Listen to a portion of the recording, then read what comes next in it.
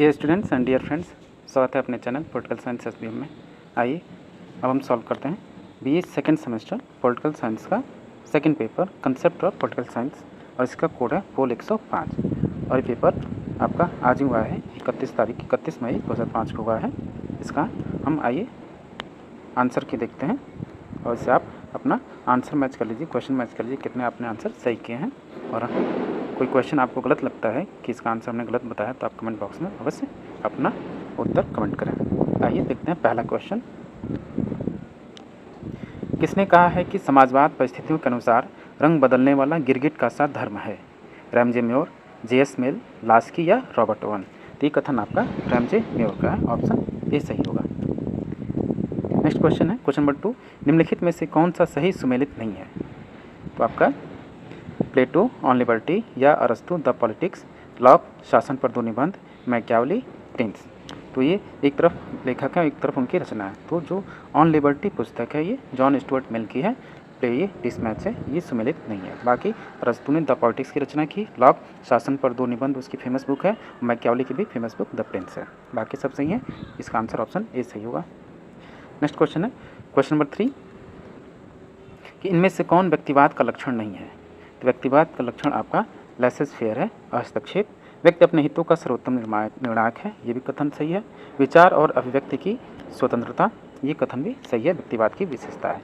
लेकिन आपका जो ऑप्शन डी है ऑटोक्रेसी या निरंकुश राजतंत्र, ये आपका व्यक्तिवाद का लक्षण नहीं है, बल्कि ये अधिनायकवाद या तानाशाही का लक्षण है, इसलिए इसका आंसर ऑप्शन डी सही होगा। नेक्स्ट क्वेश्चन है क्वेश्चन नंबर 4, संसदात्मक सरकार की निम्न में से कौन विशेषता नहीं है? नाम मात्र का अध्यक्ष, हाँ, जो संसदीय शासन व्यवस्था में जो अध्यक्ष होता है वो नाम मात्र का राष्ट्राध्यक्ष होता है, ये सही है। व्यवस्थापिका का निश्चित कार्यकाल, ये कथन आपका गलत है, क्योंकि जो संसदीय शासन में कार्यपालिका का और निश्चित कार्यकाल नहीं होता, कभी भी वो सब 5 साल से पहले भी लोकसभा विघटित हो सकती है। इसका आंसर होगा ऑप्शन बी, बाकी तीनों सही हैं। नेक्स्ट क्वेश्चन है क्वेश्चन नंबर 5, प्राथमिक दबाव समूह का प्रमुख उद्देश्य है सामाजिक सेवा, जनता को शिक्षित करना, सक्रिय राजनीति करना, अपने हितों की पूर्ति के लिए सरकार पर दबाव डालना? तो जो भी आपके प्रेशर ग्रुप हैं, यानी ये दबाव समूह, ये इनका लक्ष्य होता है अपने हितों की पूर्ति के लिए सरकार पर दबाव डालना। क्वेश्चन नंबर 6 है, समानता का अर्थ है किसी की सभी के लिए पर्याप्त अवसर प्राप्त हों, यह कथन किसका है? डाइसी, लास्की, मैकाइवर या आइवर जेनिंग्स? ये कथन आपका लास्की का है। नेक्स्ट क्वेश्चन है क्वेश्चन नंबर 7, किसका मानना था कि राज्य सदैव ही एक दमनकारी संस्था है? हेगल, रूसो, बेंथम या मार्क्स? तो ये कथन आपका मार्क्स का है। क्वेश्चन नंबर 8 है, निम्न में से कौन सा सही सुमेलित नहीं है? जॉन लॉक, प्राकृतिक अधिकार, ये कथन सही है। जर्मी बेंथम, अधिकतम व्यक्तियों का अधिकतम सुख, जो कि उपयुक्ततावाद का सिद्धांत है, ये कथन भी सही है। सिडनी वर्बा, राजनीतिक संस्कृति, ये भी सही है।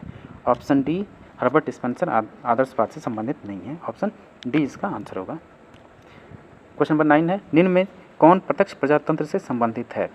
जनमत संग्रह, प्लेबिसाइड, आरंभक या उपरोक्त सभी? तो प्रत्यक्ष प्रजातंत्र से आपका रेफरेंडम, प्लेबिसाइड और इनिशिएटिव है, इसलिए इसका आंसर ऑप्शन डी सही होगा। क्वेश्चन नंबर 10 है, निम्न में से किसने राज्य का वर्ग संघर्ष सिद्धांत का समर्थन किया है? तो क्लास स्ट्रगल की बात करने वाले मार्क्स हैं, एंजल्स हैं और लेनिन भी हैं, इसका आंसर ऑप्शन डी उपरोक्त सभी सही होगा। क्वेश्चन नंबर 11 है, लिबर्टी शब्द लैटिन भाषा के किस शब्द से लिया गया है? तो लिबर्टी शब्द लैटिन भाषा के लाइबर शब्द से लिया गया है। क्वेश्चन नंबर 12 है, दबाव समूह अज्ञात साम्राज्य हैं, किसका कथन है? फाइनर, लास्की, ब्राइस या ऑडगार्ड? तो ये कथन आपका ऐसी फाइनर का है कि दबाव अज्ञात साम्राज्य हैं, दबाव समूह अज्ञात साम्राज्य हैं, ये कथन आपका फाइनर का है, ऑप्शन ए। नेक्स्ट क्वेश्चन है क्वेश्चन नंबर 13, किसने कहा कि यदि न्याय व्यवस्था न हो तो राज्य लुटेरों का गिरोह बन जाएगा? प्लेटो, अरस्तु, सेंट अगस्टाइन या लॉक? तो ये कथन आपका सेंट अगस्टाइन का है। नेक्स्ट क्वेश्चन है क्वेश्चन नंबर 14, निम्न में से कौन सा एक राजनीतिक संस्कृति की अवधारणा में सम्मिलित नहीं है? तो इसका कथन होगा राइट आंसर ऑप्शन डी, योग्यता की खोज। क्वेश्चन नंबर 15, नेक्स्ट क्वेश्चन है क्वेश्चन नंबर 15, जनतंत्र को वृहद और जटिल समाजों के लिए आधुनिक समय में व्यवहार्य बनाने वाला प्रमुख विचार क्या है? तो इसका आंसर होगा विकेंद्रीकरण, पॉलिटिकल डिसेंट्रलाइजेशन इसी को बोलते हैं, ऑप्शन सी सही होगा। नेक्स्ट क्वेश्चन है, the Indian constitution corner stone of a nation नामक पुस्तक के लेखक कौन है? Donald Smith, Rajni Kothari, Granville Austin या मॉरिस जोन्स? तो the Indian constitution corner stone of a nation, ये पुस्तक जो फेमस पुस्तक है, ये पुस्तक ग्रैनविल ऑस्टिन की रचना है, भारतीय परिप्रेक्ष्य में है ये। क्वेश्चन नंबर 17 है, प्रजातंत्र में अंतिम सत्ता समाहित होती है। तो आप सभी को पता है कि जो लोकतंत्र है इसमें अंतिम सत्ता जनता में निहित होती है। नेक्स्ट क्वेश्चन है, क्वेश्चन नंबर 18, प्रत्यक्ष प्रजातंत्र सामान्यतः संबंधित है स्विट्जरलैंड से, भारत से, चीन से या जापान से? तो आपका डायरेक्ट डेमोक्रेसी या प्रत्यक्ष लोकतंत्र आपका स्विट्जरलैंड से संबंधित है। क्वेश्चन नंबर 19 है, तार्किक वैधानिक सत्ता के समर्थक हैं Allen, Mary Follett, Max Weber या उपरोक्त में से कोई नहीं? तार्किक वैधानिक सत्ता के समर्थक आपके मैक्स वेबर हैं। क्वेश्चन नंबर 20 है, शक्ति का स्वभाव है भ्रष्ट करना और अधिकाधिक शक्ति पूर्ण रूप से भ्रष्ट करती है, किसका कथन है? ये कथन आपका लॉर्ड एक्टन का बेहद महत्वपूर्ण कोट है, ये पॉलिटिकल साइंस के एग्जाम अक्सर पूछ लिया जाता है। क्वेश्चन नंबर 21 है, उदारवाद का मूल सिद्धांत क्या है? व्यक्तिगत स्वतंत्रता, सामाजिक न्याय, समानता या राष्ट्रवाद? तो उदारवाद का मूल सिद्धांत व्यक्तिगत स्वतंत्रता है। क्वेश्चन नंबर 22, निम्नलिखित में से कौन सा एक सत्ता के वर्गीकरण में उल्लेखित नहीं है? तो सत्ता के वर्गीकरण में उल्लेखित मैक्स वेबर द्वारा 3 प्रकार की सत्ता की बात की जाती है, जिसमें पारंपरिक सत्ता है, करिश्माई सत्ता है और वैधानिक सत्ता है। तो वो यथार्थवादी सत्ता की बात नहीं करता है, इसलिए इसका आंसर ऑप्शन सी होगा। क्वेश्चन नंबर 23, सत्ता का प्रमुख कार्य क्या है? सत्ता का प्रमुख कार्य आपका समन्वय करना है, नियंत्रण करना है और व्यवस्था बनाए रखना है, इसलिए इसका आंसर सभी सही होगा, ऑप्शन डी उपयुक्त सभी। क्वेश्चन नंबर 24, उग्र राष्ट्रवाद है, यानी उग्र राष्ट्रवाद दर्शन है किसका? फांसीवाद का, आदर्शवाद का, अराजकतावाद का या मार्क्सवाद का? तो उग्र राष्ट्रवाद आपका फांसीवादी दर्शन है, जो कि इटली में मुसोलिनी द्वारा प्रतिपादित किया गया। क्वेश्चन नंबर 25, धर्मनिरपेक्ष राज्य वह है जो, यानी धर्मनिरपेक्ष राज्य आप किसको कहेंगे? तो धर्म विहीन होता है, बिल्कुल नहीं, ये भी गलत है। धर्म विरोधी होता है, नहीं। धर्म और राजनीति को एक करता है, ये भी गलत है। इसका आंसर होगा ऑप्शन डी कि धर्म और राजनीति को पृथक करता है। धर्मनिरपेक्ष राज्य वह होता है जो धर्म और राजनीति को पृथक करता है, ऑप्शन डी इसका राइट आंसर होगा। क्वेश्चन नंबर 26, सर्वोत्तम सरकार वह है जो कम से कम शासन करती है, किस प्रकार की विचारधारा है ये? तो सर्वोत्तम सरकार वह है जो कम से कम शासन करती है, यानी लिमिटेड गवर्नमेंट की बात करती है, तो व्यक्तिवादी विचारधारा है। क्वेश्चन नंबर 27, मार्क्स का अंतिम लक्ष्य क्या है? तो मार्क्स का अंतिम लक्ष्य आपका वर्गहीन समाज की स्थापना है, ऑप्शन सी राइट आंसर होगा। क्वेश्चन नंबर 28, प्रजातांत्रिक समाजवाद के प्रबल समर्थक थे जवाहरलाल नेहरू, बाल गंगाधर तिलक या हिटलर या स्टालिन? तो डेमोक्रेटिक सोशलिज्म या प्रजातांत्रिक समाजवाद के प्रबल समर्थक आपके प्रथम प्रधानमंत्री श्री जवाहरलाल नेहरू थे। क्वेश्चन नंबर नेक्स्ट है 29, फांसीवाद का मुख्य अधिवक्ता कौन है? लेनिन, हॉब्स, जॉन लॉक या मुसोलिनी? तो फांसीवाद का मुख्य अधिवक्ता आपका मुसोलिनी है। क्वेश्चन नंबर 30 है, किसने कहा है कि लोकतंत्र को जनता के द्वारा जनता के लिए शासन के रूप में परिभाषित किया गया है? ये क्वेश्चन आप बचपन से पढ़ते आ रहे हैं, लगभग 5वीं 6वीं क्लास से। तो आप सभी को पता है कि अमेरिका के पहले अश्वेत राष्ट्रपति अब्राहम लिंकन ने कहा कि लोकतंत्र जनता के लिए जनता द्वारा शासन है। क्वेश्चन नंबर 31 है, टू ट्रीटाइज ऑन गवर्नमेंट नामक पुस्तक के लेखक कौन है? यानी शासन पर 2 निबंध की पुस्तक किसने रचना की? तो ये जॉन लॉक के द्वारा किया गया, शासन पर 2 निबंध, ऑप्शन ये सही होगा इसका। सार्वभौम मताधिकार के सार्वभौमिक शिक्षा की अनिवार्य रूप में व्यवस्था की जाए, किसने कहा?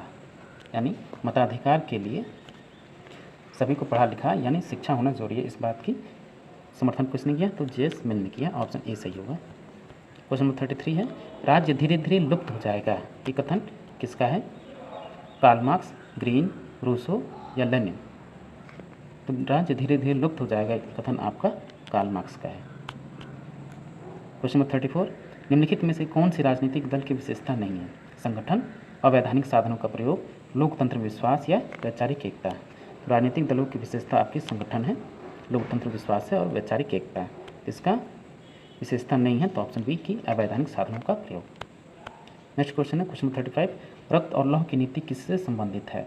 बिस्मार्क, मैजनी, सरदार वल्लभ भाई पटेल या भगत सिंह? तो रक्त और लौह की नीति भारत में सरदार वल्लभ भाई पटेल के द्वारा अपनाया गया। स्वतंत्रता आंदोलन के दौरान जो देशी राज्यों का भारत में विलय या भारत का राष्ट्रीयकरण किया गया, इस संदर्भ में ऑप्शन सी सही होगा, सरदार वल्लभ भाई पटेल। क्वेश्चन नंबर 36 है, निम्न में कौन वैश्वीकरण से संबंधित नहीं है, यानी भूमंडलीकरण या ग्लोबलाइजेशन से कौन संबंधित नहीं है? तो मुक्त आवागमन ग्लोबलाइजेशन की विशेषता है, वैश्विक अर्थव्यवस्था विशेषता है, प्रत्यक्ष विदेशी निवेश भी संबंधित, लेकिन सार्वजनिक क्षेत्र का एकाधिकार इससे संबंधित नहीं है, इसलिए इसका आंसर ऑप्शन डी सही होगा। नेक्स्ट क्वेश्चन है क्वेश्चन नंबर 37, समाजवाद शब्द का प्रयोग सर्वप्रथम किसने किया? Robert oven, Karl Marx, Mahatma Gandhi या राम मनोहर लोहिया? तो समाजवाद शब्द का सर्वप्रथम प्रयोग रॉबर्ट ओवन के द्वारा किया गया।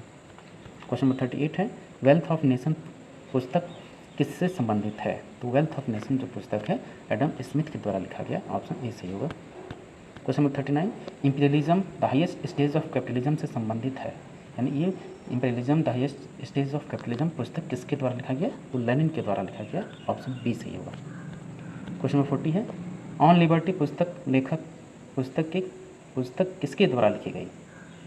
अरस्तु, रूसो, जॉन लॉक या जी.एस. मिल? तो आप सभी को पता है ऑन लिबर्टी जी.एस. मिल के द्वारा स्वतंत्रता पर लिखा गया सर्वाधिक प्रसिद्ध रचना है।